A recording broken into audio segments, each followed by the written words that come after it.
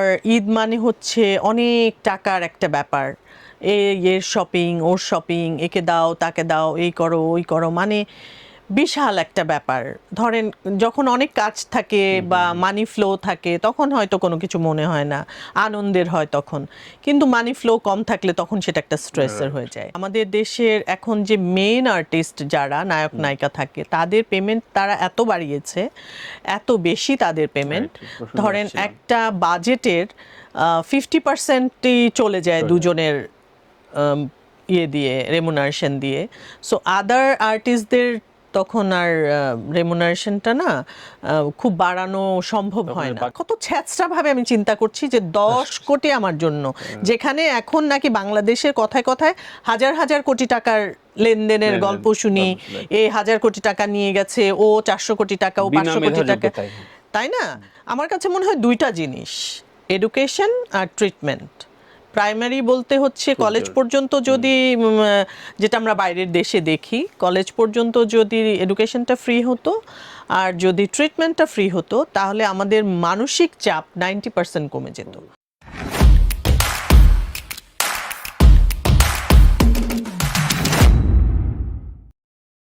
দীপা, আপনি খুব family person. বাছাই করে যদি বলতে গেলে বলা হয় যে অনেকগুলো কাজ বেরোলে, খুব সাকসেসফুলি কাজ বেরোলে সেটা ভালো লাগে, নাকি আউটিং একটা প্ল্যান থাকলে, বড় প্ল্যান, কোনটা পার্সোনাল লাইফে ভালো ঈদ যায়? ভালো ঈদের সংজ্ঞা কি?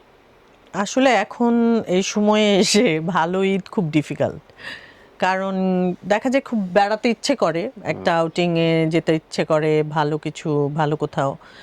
কিন্তু আলটিমেটলি যেটা হয় এখন আমাদের জীবনে, কোথাও বেড়াতে যাওয়াটাও স্ট্রেস, কারণ এক গাদা পুরো ফ্যামিলি 4 জনের সমস্ত কিছু গুছাও, নিয়ে যাও ওখানে বেড়ানোর। এভরিডে তাদের কে কি খাবে, কে কি পরবে, কে কোথাও যাবে, একে ঘুম থেকে উঠাও, ওকে টেনে উঠাও, ওকে রেডি করো, তারপরে এই ট্যুর শেষ এসে আবার সব আনপ্যাক করো, এগুলো ধুতে দাও, মানে নানান কিছু বিষয় আর কি। হ্যাঁ, তো এটাও তখন আর একটা পর্যায়ে গিয়ে আর আনন্দের থাকে না। তারপর ঈদ মানে হচ্ছে অনেক টাকার একটা ব্যাপার। এর শপিং, ওর শপিং, একে দাও তাকে দাও, এই করো ওই করো, মানে বিশাল একটা ব্যাপার। ধরেন যখন অনেক কাজ থাকে বা মানি ফ্লো থাকে তখন হয়তো কোনো কিছু মনে হয় না, আনন্দের হয় তখন। কিন্তু মানি ফ্লো কম থাকলে তখন সেটা একটা স্ট্রেসের হয়ে যায়। আবার ধরেন শরীর ভালো না থাকলে, যে ভালো লাগছে না, আমার ইচ্ছে করছে না যে আমি এবার এই রান্না করব, ওই রান্না করব, একে খাওয়াবো তাকে খাওয়াবো, ইচ্ছে করছে না। কিন্তু লাইফে না একটা রুটিন হয়ে যায়। যেমন আমার জীবনে, আমার বাসায় ঈদের দিন রাত্রেবেলা মানে ওপেন হাউসের মতো সবাই আসবে আমার বাসায় খাবে। তো এটা এখন অলিখিতভাবেই হয়ে গেছে। এখন ধরেন আমার শরীর ভালো থাকুক খারাপ থাকুক, এই অ্যারেঞ্জমেন্ট আমাকে করতেই হবে। তো অনেক সময়ই দেখা যায় যে এগুলো অনেক বেশি স্ট্রেসের হয়ে যায়। কিন্তু সব কিছু ছাপিয়েও আমার কাছে মনে হয় যে এই জিনিসগুলো আমি মেনটেন করার চেষ্টা করি এবং এনজয় করি। এই জিনিসগুলো আমার জীবনে থাকুক, সেটাও আমি চাই, শেষ হয়ে যাক না। যেমন অনেকে, আমার বোন মাঝে মাঝে বলে যে আচ্ছা বাদ দে, এবার করিস না। তারপর আমার মনে হয় যে চাইলেই তো আসলে বাদ দিয়ে দেয়া যায় অনেক কিছুই, কিন্তু ধরে রাখাটা তো অনেক বড় ব্যাপার। আচ্ছা থাক, একটু কষ্ট হলেও ধরে রাখি। আপনি সাবানায় মোটামুটি আমাদের দেশে তো কোনো আর্টিস্ট ম্যানেজমেন্ট কোম্পানি নাই যে একটা কিছু হিট হয়ে গেলে পরবর্তীতে তা আপনার রেমুনারেশন ডিলটা, আপনি কি মনে করেন এই যে এত দীর্ঘ সময় একটা অস্বস্তির ভেতর দিয়ে আপনার গিয়েছে, কোন একটা সিরিজ বা কোন একটা চরিত্র হিট হয়ে গেলে পরবর্তীতে যে আপনার 10% 20% ইনক্রিজ করবেন, বা এটা কিভাবে হয় একটা আর্টিস্টের জীবনে, এটা জানতে চাই। এটা তো একদম নন প্রফেশনাল ওয়েতে বাংলাদেশ মানে এগিয়েছে, সামনে কি হবে জানি না। এটা আসলে যেটা হয় কি যে 10% বা 20% বাড়াবো বা বাড়ানো উচিত, সব সময় এটা ফিল করি না। কারণ দেখা যায় কি আমাদের নাটকে, আপনি করবেন কেন? আপনার ম্যানেজমেন্ট কোম্পানি করবে না, সেটা তো ম্যানেজমেন্ট কোম্পানি তো নাই, এটা তো সবকিছু তো আমাকেই করতে হয়। তারপর ধরেন এখন আপনি একটা নাটক করবেন, তখন আপনি আমাকে ফোন করে বললেন যে আপনি নাটকটা করে দেন। তারপর পরের শব্দটা আপনি বলবেন যে আমার কিন্তু বাজেট একটু কম। তো তখন স্বাভাবিকভাবে আমি একটা অব্লিগেশনে পড়ে যাব যে আচ্ছা ঠিক আছে, তানভীর ভাই একটা নাটক করবে, আচ্ছা করে দিই। এরকম হয় আর কি অনেক বেশি।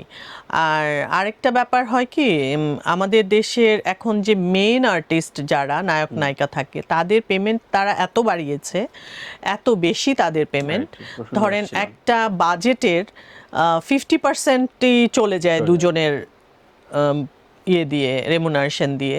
সো আদার আর্টিস্টদের তখন আর রেমুনারেশনটা না খুব বাড়ানো সম্ভব হয় না, বাজেট কাভারের ব্যাপার থাকে। তখন দেখা যায় যে কোনো রকম মিনিমাইজ করে করে ওই বাজেটটা করা হয়। আর এখন যেহেতু ফ্যামিলি নাটকের ট্রেন্ড আবার চলে এসেছে, সো আর্টিস্ট একটু বেশি থাকে, তখন সবাইকে একটু একটু পেমেন্ট দিতে দিতে তো আসলে অনেকগুলো পেমেন্ট দিতে হয়। তো এই চিন্তাটা যদি মেন আর্টিস্ট যারা, মেন নায়ক নায়িকা, তারা যদি না করে তাহলে আসলে ডিরেক্টরদের জন্য বা প্রডিউসারদের জন্য একটু মুশকিলই হয়ে যায়। সত্যি। এবং সবার আসলে এই পজিশনগুলো তো একরকমও থাকে না, এবং গত 2 বছর প্রায় 18-19 মাস কি হবে এটা নিয়েও একটা বড় শঙ্কা ছিল টোটাল ইন্ডাস্ট্রি। প্রতি বছরই এরকম একটা খবর পাওয়া যায়, সম্প্রতি প্রাণ কাকুলির খবর ছড়িয়েছে। এই বিষয়গুলো বারবারই আলোচনা করি, তারপরও এটার কি কোনো রকম সলিউশন কোনো সরকার আমলে হবে না? এগুলো শুনলে কেমন ভয় লাগে? মানে আসলেই ভয় লাগে, ভীষণ ভয় লাগে। এবং এর মধ্যে আমাকে আরেকটা জায়গায় এরকম জিজ্ঞেস করছিল যে আর্টিস্টদের টাকা পয়সা বা কার অনেক টাকা বা এরকম। তো আমি চিন্তা করে দেখলাম আসলে আর্টিস্টদের অনেক টাকা কিন্তু আর্টিস্টদের কখনো থাকে না। ধরেন খুব বেশি টাকা, আমি ব্যক্তিগতভাবে চিন্তা করি যে আমার খুব টাকা মানে হচ্ছে, যদি আমার 10 কোটি টাকা থাকতো আমি মনে করতাম আমার অনেক টাকা, আমি যাচ্ছে তাই করতে পারি, আমার ইচ্ছা হলে আমি কাজ করব, ইচ্ছা না হলে আমি করব না, খুব বেছে বেছে কাজ করব। মানে তাহলে আপনি বুঝেছেন যে আমার মানে কত ছ্যাঁচড়া ভাবে আমি চিন্তা করছি যে 10 কোটি আমার জন্য, যেখানে এখন নাকি বাংলাদেশের কথায় কথায় হাজার হাজার কোটি টাকার লেনদেনের গল্প শুনি। এ 1000 কোটি টাকা নিয়ে গেছে, ও 400 কোটি টাকা, ও 500 কোটি টাকা, তাই না? তো সেখানে আমাদের আর্টিস্ট যার অনেক টাকা, তার মনে করেন 10 কোটি টাকাই আছে। তো একটা কঠিন একটা অসুখ যদি কারোর হয়, লাইক ক্যান্সার বা এই ধরনের কোনো জটিল অসুখে যদি কেউ পড়ে, কারো যদি বিদেশে ট্রিটমেন্ট করতে হয়, 5-10 কোটি টাকা কিন্তু 2-3 বছরও চলবে কিনা সন্দেহ। তো তাহলে এটাকে আমরা বলছি আমাদের চাহিদাটা কত ছোট, তাহলে আপনি বলেন যে এইটুকু টাকাকে আমরা মনে করছি যে অনেক হিউজ। মানে এটাও ঠিক, হসপিটাল থেকে শুরু করে স্বাস্থ্য খাত বা এডুকেশন খাতে কোনো ইএমইউ সাইন করা হলো না যে এক্স্যাক্টলি, যদি পরিবারের জন্য 50% যদি হতো যে আমাদের কোন দিন আমাদের দেশে ট্রিটমেন্টটা ফ্রি যদি কোনো দিন হয়, আমার কাছে মনে হয় দুইটা জিনিস, এডুকেশন আর ট্রিটমেন্ট। প্রাইমারি বলতে হচ্ছে কলেজ পর্যন্ত যদি, যেটা আমরা বাইরের দেশে দেখি, কলেজ পর্যন্ত যদি এডুকেশনটা ফ্রি হতো আর যদি ট্রিটমেন্টটা ফ্রি হতো, তাহলে আমাদের মানসিক চাপ 90% কমে যেত। আমাদের তাহলে টাকার পেছনে আসলে ছুটতে হতো না, জমানোর চিন্তাটা করতে হতো না, আমরা লাইফ এনজয় করতে পারতাম। আমাদের মনে হতো না যে আচ্ছা 1 টাকা 2 টাকা কোনো রকম আমাদের সেভ করতে হবে। কেন? আমাদের যদি একটা কঠিন অসুখ হয়, কারণ আমার তখন আমাকে দেয়ার কেউ নাই, ওই ট্রিটমেন্ট আমাকে করতে হবে। সত্যি। এবং এটা খুব বেশি বড় চাওয়া না, এটা বেসিক চাওয়া বেসিক্যালি। বা শুরুর সময়ের দিকে একটা কথা শুনতাম যে প্রেইজ করার মধ্যে, যে আমার এনটিভিতে একটা নাটক গেছে বাড়িতে, এটা একটা বড় ল্যান্ডমার্ক ছিল, আনন্দের ব্যাপারও ছিল যে মোস্তফা কামাল সৈয়দ আমার নাটক দেখে খুব প্রশংসা করেছেন, এনটিভিতে আমার 2টা নাটক, সে আবার খুব আনন্দ পেত, এবং এটা খবরও ছাপা হতো। এখন আসলে আনন্দের বিষয়টা কি, মানে আর্টিস্ট এরিনাতে মানে ওই প্রেইজের বিষয়টা এখন হচ্ছে আমার নাটক কত মিলিয়ন ভিউ, 1 ডে 2 মিলিয়ন চলে গেল, এটা কার নাটক কত বেশি মিলিয়ন ভিউ হলো সেটাই হচ্ছে প্রেস করার বিষয়, তাই না? মানে আপনিও এটাতে মানে ভালো লাগে এগুলোতে? মানে আমার ভালো লেগে কোনো লাভ নাই, মানে কারণ হচ্ছে এখন আমার নাটক 10 মিলিয়ন ভিউ হলেও আমার পেমেন্ট বাড়বে না, বিষয়টা এরকম আর কি। তো যাদের লাভ হয় তাদের জন্য তো অবশ্যই এটা একটা ব্যাপার।